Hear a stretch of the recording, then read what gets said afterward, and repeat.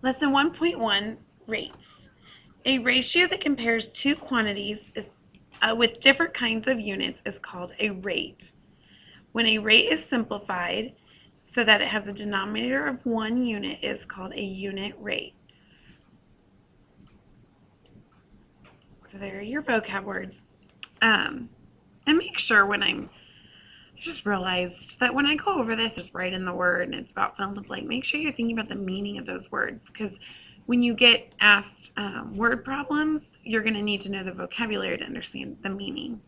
And then below is a table with a bunch of different types of rates. So comparing miles to hours. But if you only have 1 hour on bottom, then it's a unit rate of miles per hour, per 1 hour, or miles per gallon, or price per pound. And these are the common abbreviations or other words to talk about that unit rate. Number 1, Adrienne biked 24 miles in 4 hours. If she biked at a constant speed, how many miles did she ride in 1 hour? So it's asking us how much she rode in 1 hour. So we know that we need to find a unit rate per hour. So that means our hours are going to go on the bottom. So we're going to do 24 miles over 4 hours.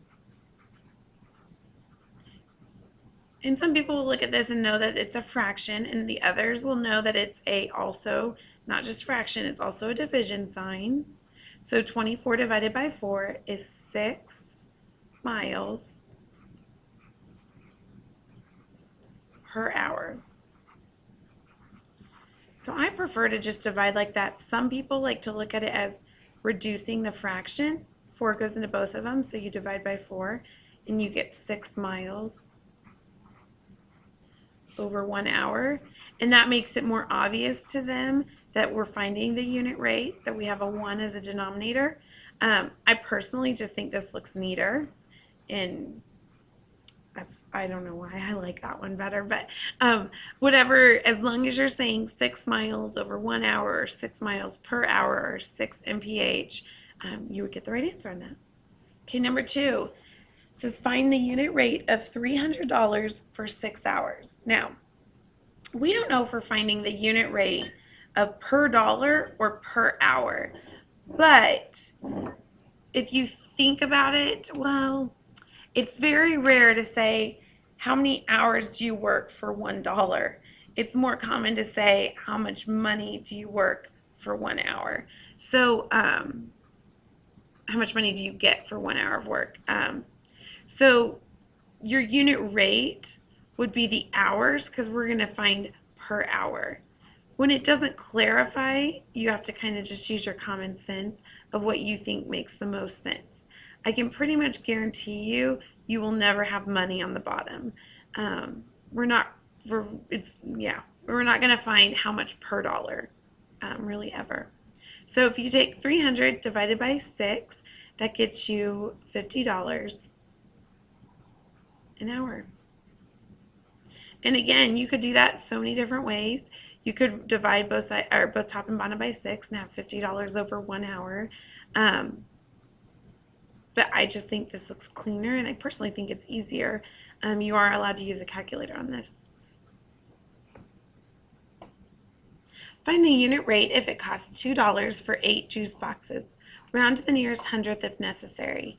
Again, this doesn't clarify if you're finding, how much of a juice box for $1 or how much for 1 juice box. But if you think about it, it would make more sense to do how much for 1 juice box. So we're going to do $2 on top, and then the 8 juice boxes on bottom.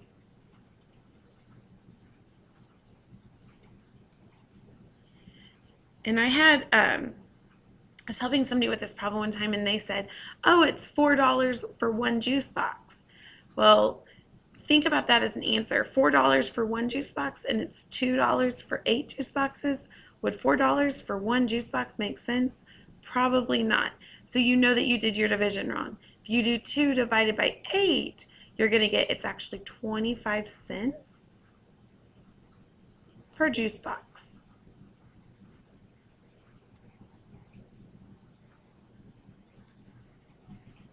Whoa, I'm having trouble writing today and spelling. And then that would be my answer. Number 4, find the unit price per can if it costs $3 for 6 cans of soda. Round to the nearest hundredth. So similar to the juice box, we're going to put $3 on top. And we're going to see how much is it for each can of soda. And so we do 3 divided by 6, and we get 50 cents for every can of soda.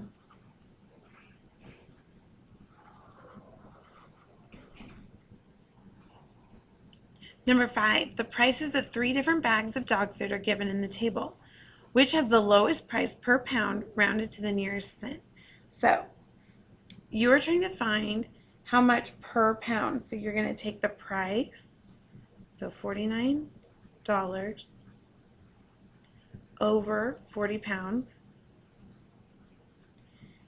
And you do that division and you get that is about $1.23 per pound.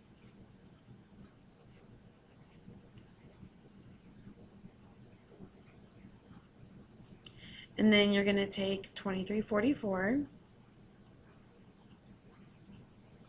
and divide by 20 pounds. And when you do that, you get that it is about $1.17 per pound. And then lastly, you do the $9.88 divided by 8 pounds. And when you do that, you get $1.24 per pound. So then it said which one has the lowest price per pound, and that is the 20 bag pound. This is a common error that when people are shopping, they will just grab the biggest because they automatically assume it's the cheapest. But as you can see here, the biggest was not necessarily the cheapest. I one time was in college and I was shopping for juice with my friends, and a big container of it was more expensive than if you bought little individual packs, which is kind of uncommon, but I was very proud of myself and not a very humble person when I found that, and I was like, that's why I'm good at math. I was pretty excited because the grocery stores kind of tried to trick you, and I caught them, and I was proud of that. So if you ever go to Costco or Sam's Club, I think does it as well, a lot of times it'll show unit rate per ounce. It'll show like price per ounce or price per pound on the different things that you're trying to buy, so you can help your parents out and help them find the cheapest deal. Number 6, Lexi painted 2 faces in 8 minutes at the crafts fair. At this rate, how many faces can she paint in 40 minutes? So this problem has a couple different ways that you can go about doing it. When I did it in class with a couple different people, and everybody had a different way of doing it. So your way in your head might be different than my way, but you might still get the right answer, and that's totally okay. So I would do it as 2 faces over 8 minutes. So I'm going to see how much of a face can she get done in 1 minute, and then just multiply it by 40. So if I do that division, she can get 25 hundredths of a face, so 1/4 of a face per minute.